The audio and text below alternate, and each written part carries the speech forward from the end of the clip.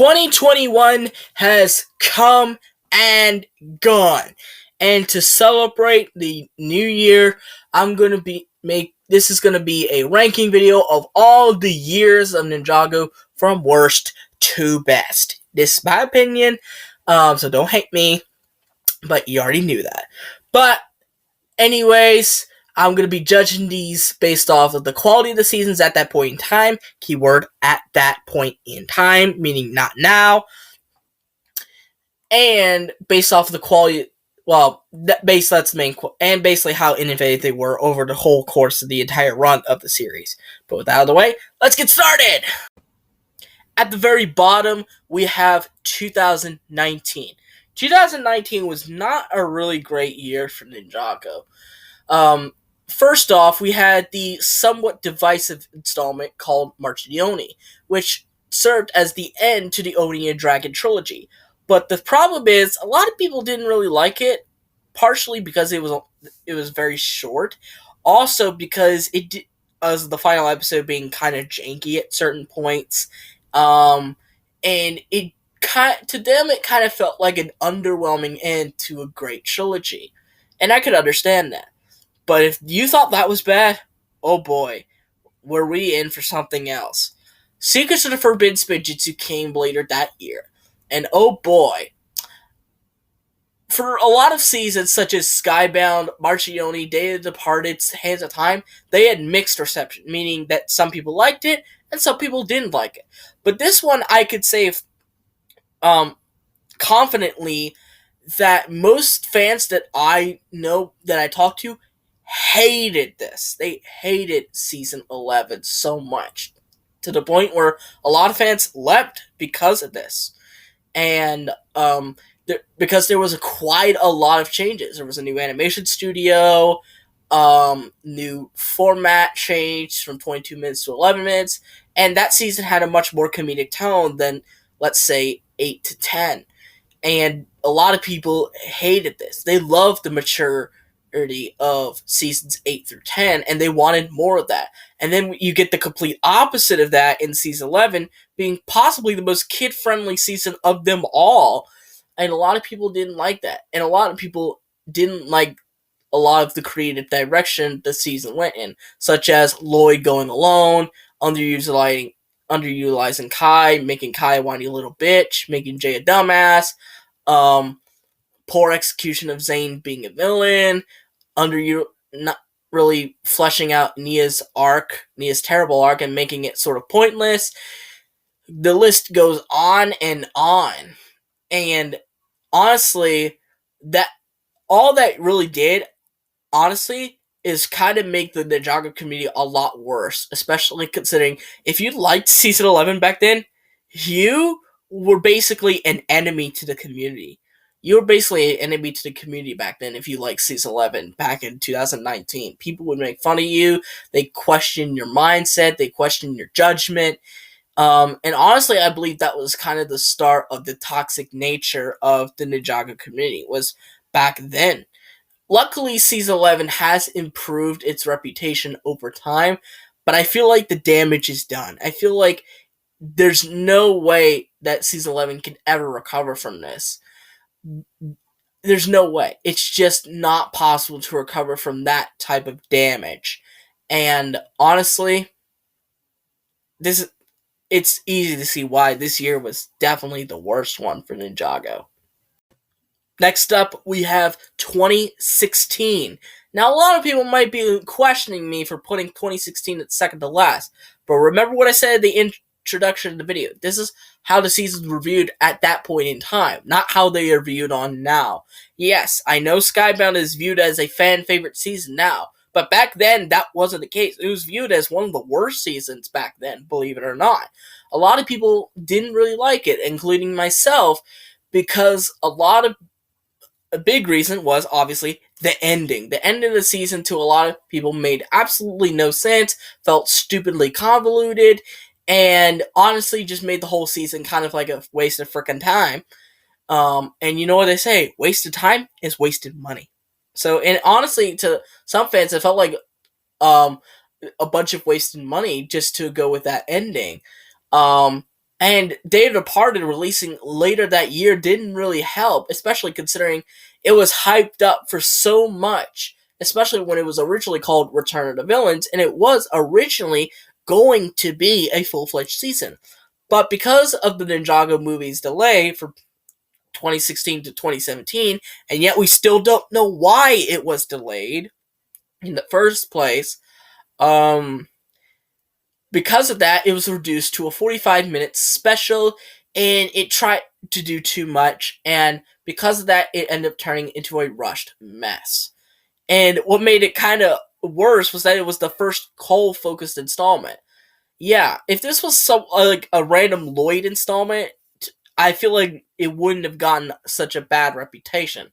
But I feel that because it was Cole focused, it made the blow even worse because Cole is a fan favorite character, and just to do that kind of felt disrespectful to him in a way. But like I said, with Secrets of the Forbidden Spinji 2 and Skybound, it seemed to have gotten a little bit better of a reputation. So, as that old quote says, time heals all wounds. Now we have 2014. 2014 was sort of the beginning of the bad treatment of Ninjago. I feel like starting from that year, Cartoon Network just stopped giving a shit about Ninjago. At least in the United States. I don't know how it works over there, in the rest of the world. If you want to tell me how it went, please let me know in the comments down below. But for the United States, it was not great at all. Rebooted came out, I think, in January with 2 episodes, which were The Surge and the Art of the Silent Fist. But then we had to wait 3 months, which meant we had to wait till I think April to get April or May, sometime around there, to get the next 2 episodes, which were Blackout and The Curse of the Golden Master. And then we had to wait another 3 months for the next 2 episodes, Codename Enter the Digiverse and Codename Arcturus. And then we had to wait another 3 months for the last 2 episodes, The Void and the Titanium Ninja. And while the season definitely did not age very well, because a lot of people have been a lot more critical of Rebooted ever since its airing, a lot of people loved it. It became a very beloved season, even despite the absurd schedule it went through. Now, a lot of people, as I said before, have been noticing the more flaws of this season, and that's fine. However, you can't deny that at one point it was considered one of the most popular seasons in the community, and it's the season that brought Ninjago back into the game. So, if you want a season to credit Ninjago's success on, this is definitely one of them. Next up is kind of a somewhat controversial one, and that is 2011. Yeah, the debut year of Ninjago. The reason why I put it at this position is really because it didn't really offer all that much. But how can I blame it? It was the very first year. What could it else have it done? This was the year where the pilots came out, the first 2 episodes, and then, that set the stage for what's to come later down the line, even 10 years later. And it was such a great installment that people wanted more.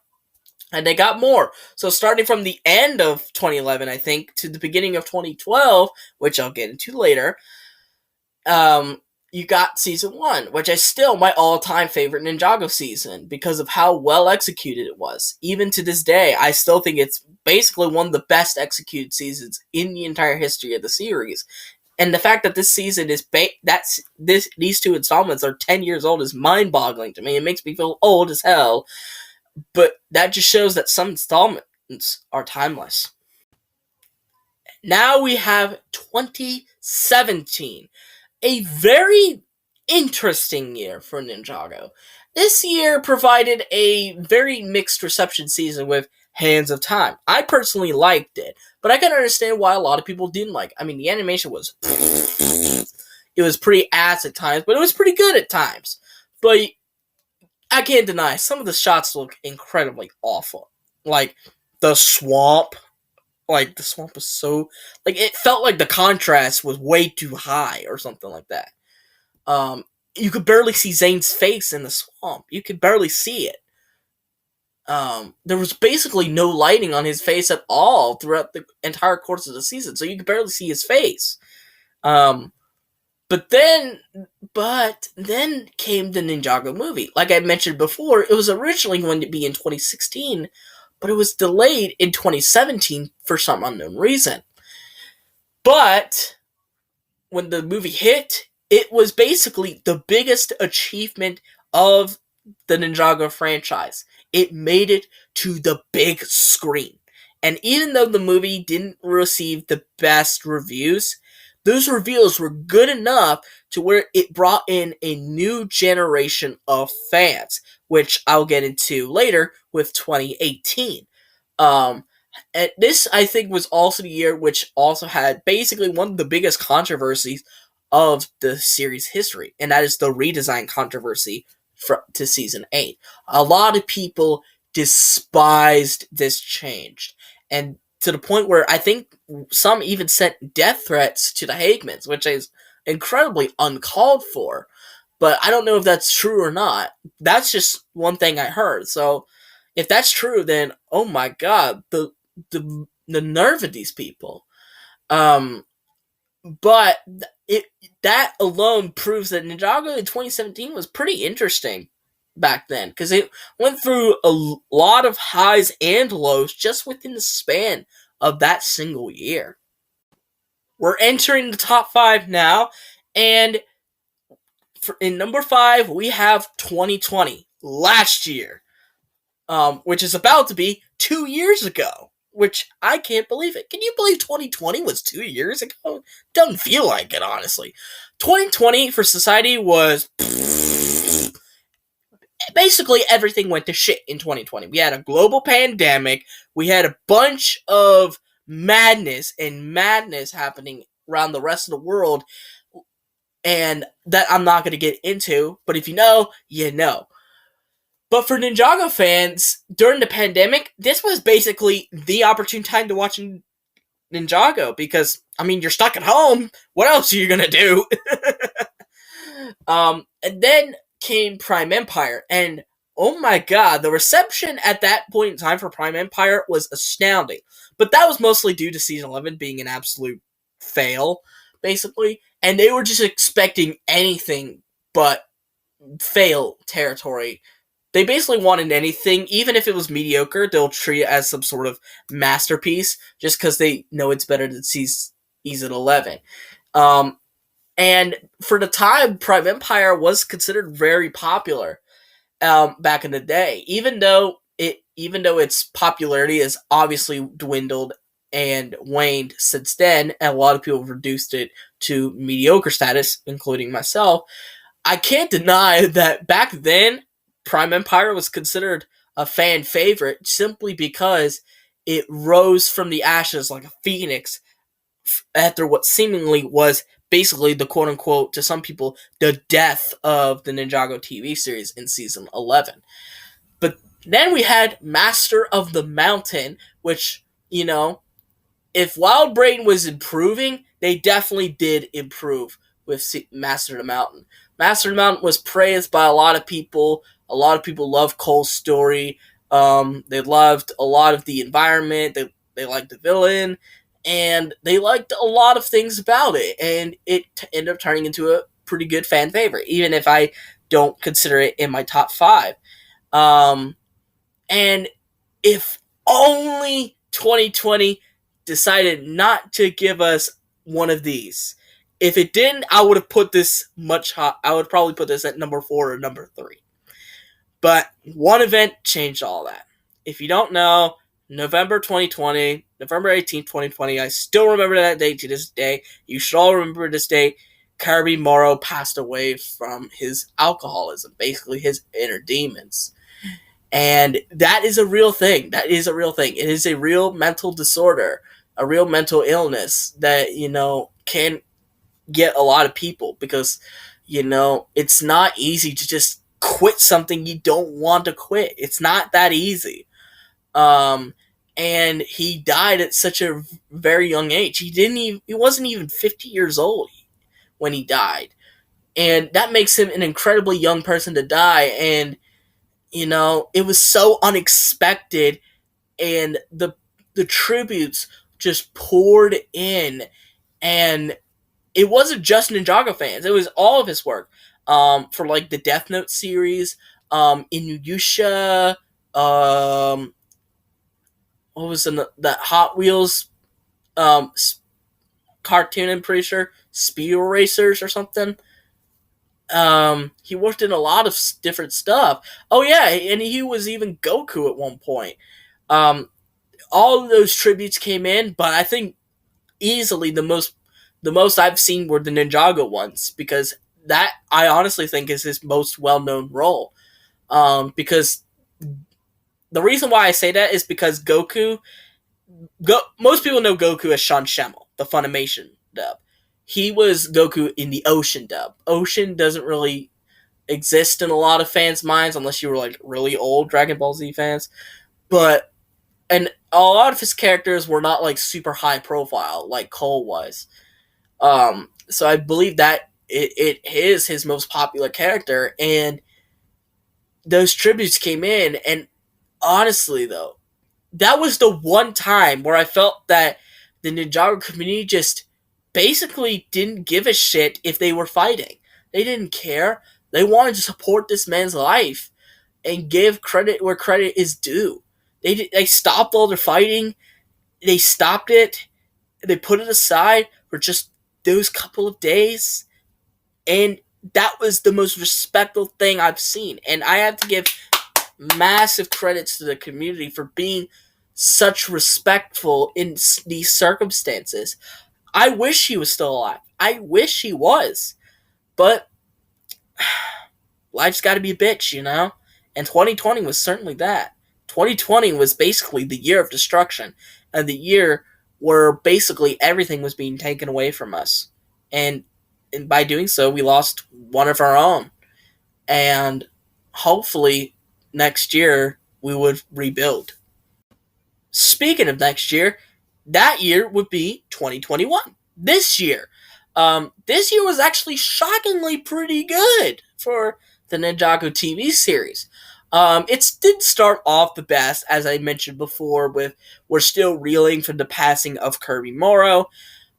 So, but we did hear of news that he did complete his recordings for both the upcoming installments. So those two installments were going to be his last as a cast member. So then we had The Island, which didn't really get a great reception back then, and it still really doesn't now. I don't really see a lot of people praising it. Mostly because, again, like March Dione, it was incredibly short, and also because it had a very infamous plot twist, which a lot of people didn't like, and that is Ronin being the true main villain of the series. A lot of people didn't like it because a lot of people just were fed up with Ronin's flip-floppy nature, and I could understand that. It's like, pick a side, goddammit. Just pick a side. I don't care if it's part of your character, just pick a side. But then we were originally supposed to get Seabound in basically the summer, but we got it basically a month after The Island had concluded, and it started out in April, and it finished in April, actually. For the entire month of April, it was Ninjago related. And Seabound, oh my fucking god, it was a masterpiece, basically, of all levels. Sure, the middle was pretty iffy at times, especially with the amulet chase going nuts for no reason. But other than that, it was so mind-numbingly good. And I made a promise to myself when the island finished. I said, if this next season isn't up to Master of Mountain level quality, I was going to quit. Because I was not dealing with that shit anymore. I was not dealing with mediocre stuff anymore. But Seabound came in and blew away all my expectations, and it blew away a lot of others too. Especially with the heartbreaking ending of Nia basically leaving the team. P.S. She didn't die! She became one with the sea. Get your facts right, people. Um, Anyways, I'm really happy to see what they're gonna take Nia's character in. Hopefully, they don't screw it up how they kind of did with Zane's, where they kind of just brought him back immediately. Hopefully, they wait a little bit before doing so, because I know she's too important to the team to just be let go like that. But after Seabound, we were left with a drought. And I feel like if this drought didn't happen, it might have been in the third position. But because of this drought, we had to wait long and long just to get news. And it wasn't going to come up. So we basically had to pull into our reserve content, Ninjago YouTuber speaking. And basically, you had to pull into our reserves and pull out content that we wanted to make, but we couldn't because of the news being everywhere, you know? And really, if I'm being honest though, it was actually pretty good. I actually liked this drought. And I might make a full-fledged video on why I really did like this. I think I might have already did, but you knows. And we did get a lot of great news, including the Garmadon comic book series. We had also, it was also the 10-year anniversary of the series, so there was a massive celebration. We had those legacy shorts, even if most of them were pretty good. Looking at you, Golden Hour, for being a massive disappointment. And also, we had basically the news of the year was we finally knew where Cole's character was going to be, because we were worried, since Kirby Moore had passed away, we were worried about what direction Cole's character was going to take after his passing. So the Ninjago team had to basically go through a bunch of these options, and they ultimately decided with what we all expected was going to happen, which was a recast. And they decided to pick Andrew Francis as the new Cole. Or as he would quote, stepping in for Kirby. His words, not mine. But I thought that was the perfect choice. I mean, Andrew's voice and Kirby's voice sound incredibly similar to each other. And it works so well, to the point where you might even confuse which one is which, Andrew or Kirby. He doesn't want to copy Kirby, but at least give his own take on the character, where he could come up with some Kirbyisms or Kirby mannerisms, I'm pretty sure. And honestly, though, it was a pretty weird year for Ninjago, but weirdly exciting as well, even with a huge mega drought. Now we're entering the top 3. And you probably expected these 3 years to be at the top 3. I mean, whenever I see a video or someone talk about their favorite years, these 3 easily come up. But for number 3, I chose 2015. The year in which Ninjago basically expanded itself, and it produced arguably some of the highest quality seasons. I can understand why a lot of people would view this as their all-time favorite year of Ninjago. I mean, Tournament of Elements was a massive success for Ninjago. Some even considering the greatest season of all time.